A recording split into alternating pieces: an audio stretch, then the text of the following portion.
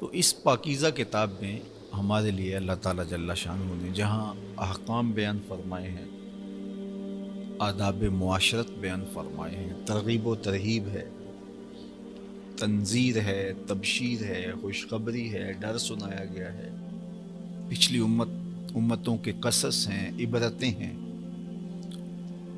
یہ سب کچھ بیان فرمایا گیا۔ وہاں ہمیں دعا مانگنے کا سلیقہ بھی سکھایا گیا اور دعا مانگنے کی ترغیب دی گئی، بلکہ حکم ارشاد کیا گیا، ادعونی استجب لکم، مجھ سے مانگو میں تمہاری دعائیں قبول کروں گا۔ کوئی سخی مزاج شخص ہو اور اس کے پاس دولت فراواں بھی ہو اور دل بھی رکھتا ہو، تو اس کے پاس جا کر کے آپ اپنی ضرورت اچھے طریقے سے پیش کر دیتے ہیں تو اس کا موڈ نہیں بھی ہوگا تو پھر بھی وہ اپنے اس مزاج کی وجہ سے آپ کو کچھ نہ کچھ ضرور دے گا۔ لیکن اگر اس نے خود بلایا ہو، دعوت دی ہو کہ آؤ مجھ سے کچھ مانگ لو، تو پھر کوئی جا کے مانگے تو پھر کیسے نہیں دے گا؟ تو میرا رب اپنے بندوں سے پکار پکار کے کہہ رہا ہے، میں تمہارا رب ہوں، مجھ سے طلب کرو، مجھ سے مانگو، اور اگر تم مجھ سے نہیں مانگتے ہو تو پھر تم متکبر بنتے ہو، میں بھی تمہاری پرواہ نہیں کروں گا۔ قل ما یعبأ بکم ربی لولا دعاؤکم، اے محبوب فرما دو انہیں کہ اگر یہ نہیں پکاریں گے مجھے تو میں بھی ان کی پرواہ نہیں کروں گا، یہ اگر مانگتے رہیں گے تو جھولیاں بھرتا رہوں گا۔ مجھ سے مانگو، میں یہ طلب کرتا ہوں کہ تم مجھ سے طلب کرو، یہ میری چاہت ہے کہ تم مجھ سے مانگو۔ تو اللہ جل شانہ سے دنیا مانگی جائے، اس سے آخرت مانگی جائے، اس سے تھوڑا بھی مانگا جائے، اس سے زیادہ بھی مانگا جائے، بلکہ فرمایا تمہارے جوتے کا تسمہ بھی ٹوٹ جائے تو وہ بھی اللہ سے مانگو، معمولی سے معمولی چیز بھی اس سے طلب کرو۔ جس طرح ایک بیٹا اپنی معمولی ضرورتیں اپنے باپ سے کہتا ہے اور بڑی ضرورتیں بھی اپنے باپ سے ہی کہتا ہے، تو وہ کہے کہ بڑی ضرورتیں میں نے کہی ہیں تو چھوٹی کیوں کہوں، میاں تمہارا باپ لگتا ہے۔ تو بیٹی اپنی ماں سے بڑی ضرورتیں بھی کہتی ہے اور چھوٹی ضرورتیں بھی کہتی ہیں، بیٹا اپنے باپ سے بڑی ضرورتیں بھی کہتا ہے اور چھوٹی ضرورتیں بھی کہتا ہے۔ تو جب باپ سے جھجک نہیں ہے چھوٹی ضرورت کو پیش کرتے ہوئے یا بڑی ضرورت کو پیش کرتے ہوئے، تو پھر خالق سے جھجک کیوں ہو؟ ماں اور باپ جو رشتے ہیں یہ تو رشتے ایک خاص تعلق کی وجہ سے ہوئے کہ ماں اور باپ کی وجہ سے بیٹا جنم پاتا ہے، تخلیق نہیں پاتا۔ تخلیق تو اللہ تعالیٰ کرنے والا ہے، تو جنم دینے والے سے جب آپ چھوٹی بڑی ہر شے مانگ رہے ہیں تو جو خلق کرنے والا ہے اس سے کیوں نہیں مانگ رہے؟ اس لیے کہا کہ اگر تمہارے جوتے کا تسمہ بھی ٹوٹ جائے تو تم وہ بھی اللہ سے طلب کرو۔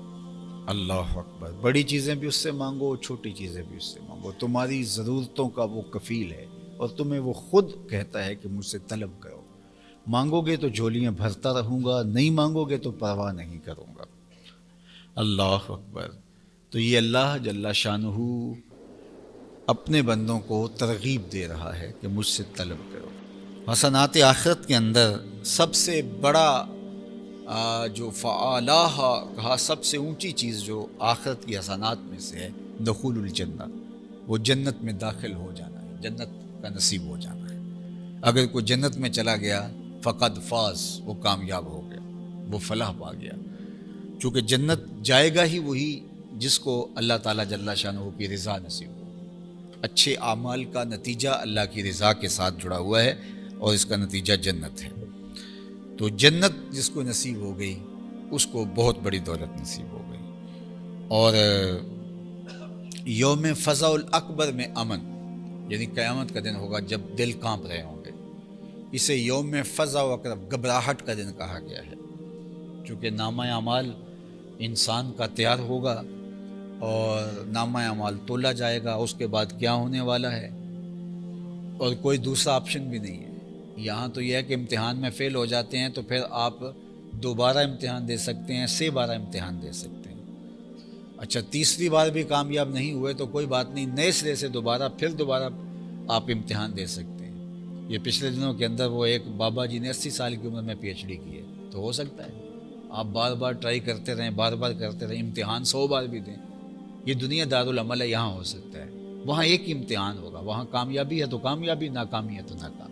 اس لیے سب سے بڑی گھبراہٹ جو ہے وہاں ہوگی۔ جب کوئی ایک زندگی کی محنت کے بعد انٹرویو دینے جا رہا ہوتا ہے تو اس کے اوپر ایک گھبراہٹ ہوتی ہے کہ پینل انٹرویو کر رہا ہے تو پھر میں ناکام نہ ہو جاؤں۔ حالانکہ ناکام ہو گیا تو موت تو واقع نہیں ہو جائے گی، وہ پھانسی تو نہیں لگا دیں گے۔ ایک دوسری بات ہے کہ پھر دوبارہ تیاری کر کے پھر آ سکتے ہیں، لیکن ایک شدید گھبراہٹ ہوتی ہے کہ میں اس انٹرویو میں کامیاب ہو جاؤں۔ تو وہ انٹرویو جو ہونے والا ہے وہ سب سے زیادہ گھبراہٹ ہو، اس کو فضا اکبر کہا گیا۔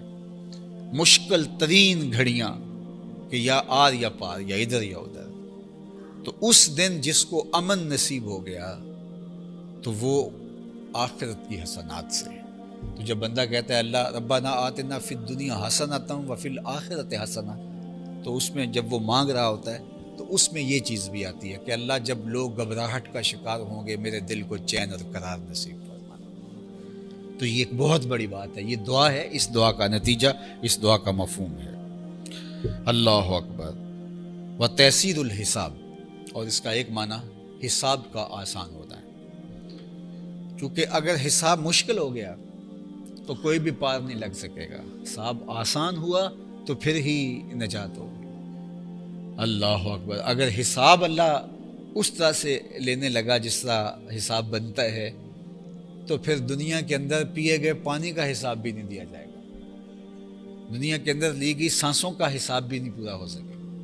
تو اس لیے اللہ سے جب بھی عرض کرو تو عرض کرو اللہ ہمیں ہمارا آسان حساب لینا، اور اللہ اپنے کرم سے اپنے بندوں کا حساب آسان ہی لے گا۔ اور اگر یہ کسی کو مل جائے تو یہ حسنات ہیں، آخرت ہے۔ تو جس کا حساب مشکل ہو گیا، جس کا حساب عدل کریں تے تھر تھر کمبن اونچیاں شانہ والے، میاں صاحب نے اس کو اپنے لہجے میں کہا، عدل کریں تے تھر تھر کمبن اونچیاں شانہ والے، فضل کرے تے بخشے جاون میں ورگے منہ کالے۔ اگر اس کا فضل ہو گیا تو پھر آسانی ہو جائے گی، راستہ نکل جائے گا، اور اگر اس نے حساب اس طرح لیا جس طرح لینا بنتا ہے تو پھر شاید کوئی نہ نکل پائے۔